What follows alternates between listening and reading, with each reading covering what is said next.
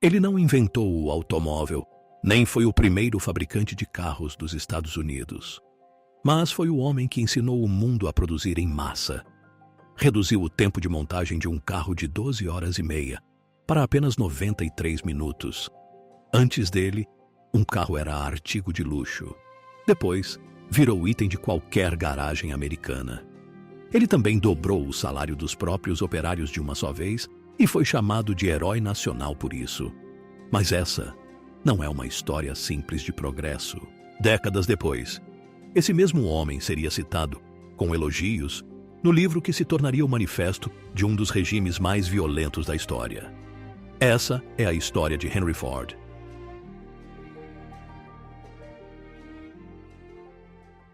Henry nasceu em 30 de julho de 1863, numa fazenda perto de Dearborn, em Michigan, filho de William e Mary Ford. Desde criança detestava o trabalho no campo e se fascinava por qualquer coisa mecânica. Aos 12 anos, já passava a maior parte do tempo livre numa oficina que montou sozinho, e aos 15, construiu seu primeiro motor a vapor. Aos 16 anos, saiu de casa a pé, rumo a Detroit, para trabalhar como aprendiz de maquinista.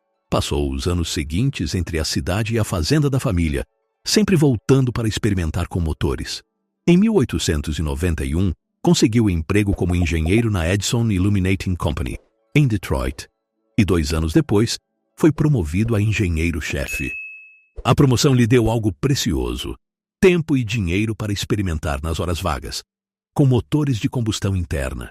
No fim de 1893, construiu seu primeiro motor a gasolina funcional, testado na própria cozinha de casa. 3 anos depois, em junho de 1896, terminou seu primeiro veículo, o quadriciclo, uma estrutura leve montada sobre 4 rodas de bicicleta. Quando foi tirá-lo da oficina, às 4 da manhã, percebeu um problema que não tinha previsto. O veículo era largo demais para a porta. Sem pensar 2 vezes, pegou um machado e derrubou parte da parede de tijolos para conseguir passar. Só então dirigiu pelas ruas de Detroit, entusiasmado. Naquele mesmo ano, numa convenção de engenheiros em Nova York, Ford teve a chance de explicar sua ideia de um automóvel a gasolina para ninguém menos que Thomas Edison, seu ídolo de infância. Edison bateu na mesa e disse que ele tinha achado o caminho certo. Ford diria décadas depois que ninguém, até aquele momento, tinha lhe dado esse tipo de incentivo. Transformar aquilo num negócio, porém, foi mais difícil. A primeira empresa que fundou em 1899 faliu em menos de 2 anos. A segunda, em 1901, também não deu certo, e ele saiu em conflito com os sócios.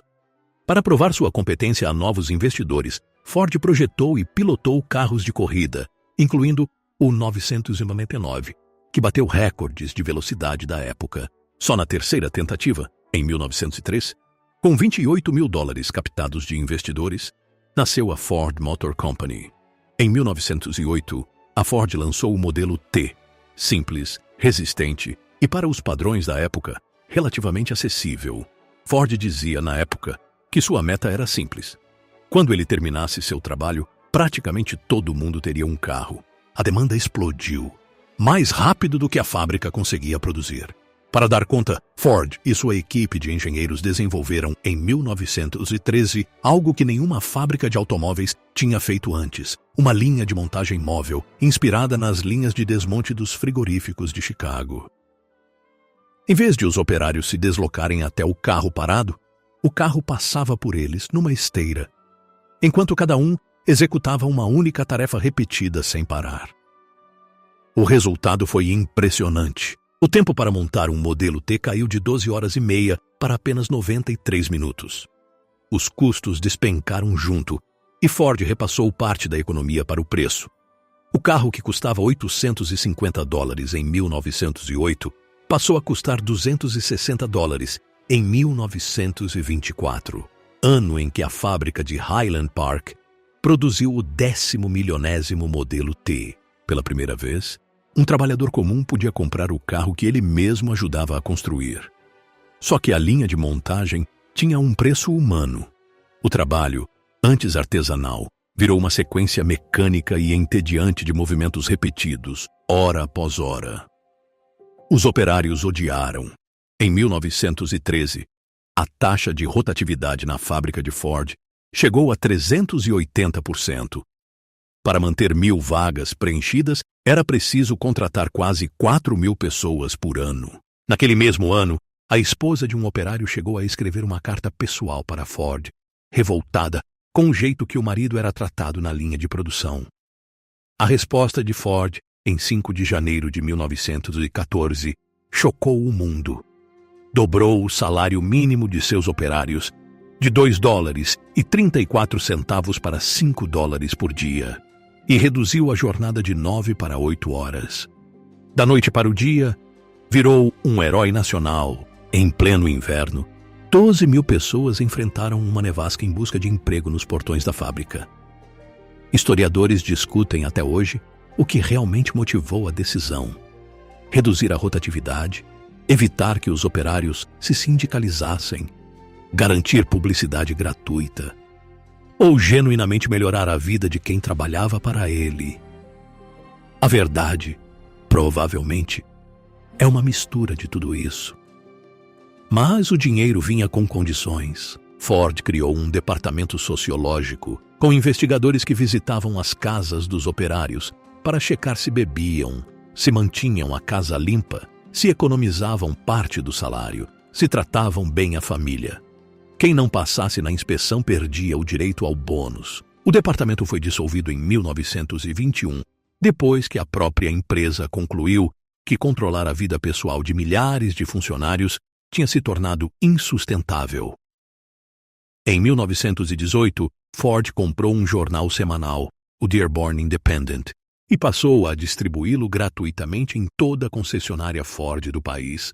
Em maio de 1920, o jornal começou a publicar uma série de artigos intitulada O Judeu Internacional, baseada, em parte, nos Protocolos dos Sábios de Sião, um documento comprovadamente falso que alegava uma conspiração judaica pelo domínio mundial.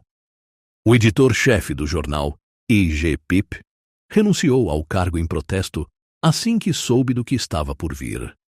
A série rodou por quase 2 anos. Foi depois compilada em 4 volumes e chegou a quase 1.000 páginas. A circulação do jornal ultrapassou 900.000 exemplares. Dentro da própria Ford Motor Company, judeus não eram contratados para cargos de escritório, só para trabalho braçal na linha de produção. Ford negava ter escrito os artigos pessoalmente, mas nada era publicado sem sua aprovação final. E ele próprio, em entrevistas e conversas registradas por assistentes, expressava repetidamente as mesmas ideias. O material atravessou o Atlântico. Na Alemanha, editoras antissemitas reimprimiram os artigos do Dearborn Independent em livros.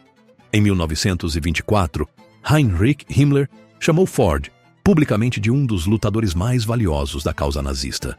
1 ano depois, Adolf Hitler escreveu, em Mein Kampf, que Ford era o único americano digno de elogio. Um homem que mantinha a independência dos que Hitler chamava de senhores judeus da América. Em seu escritório, Hitler mantinha um retrato de Ford na parede.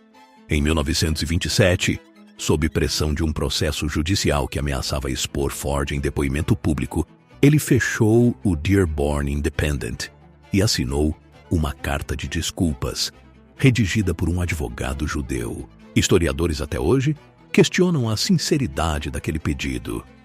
11 anos depois, em seu 75º aniversário, Ford aceitou de bom grado a mais alta honraria que a Alemanha nazista concedia a estrangeiros, a Gran Cruz da Ordem da Águia Alemã, entregue pessoalmente por um diplomata alemão em Dearborn.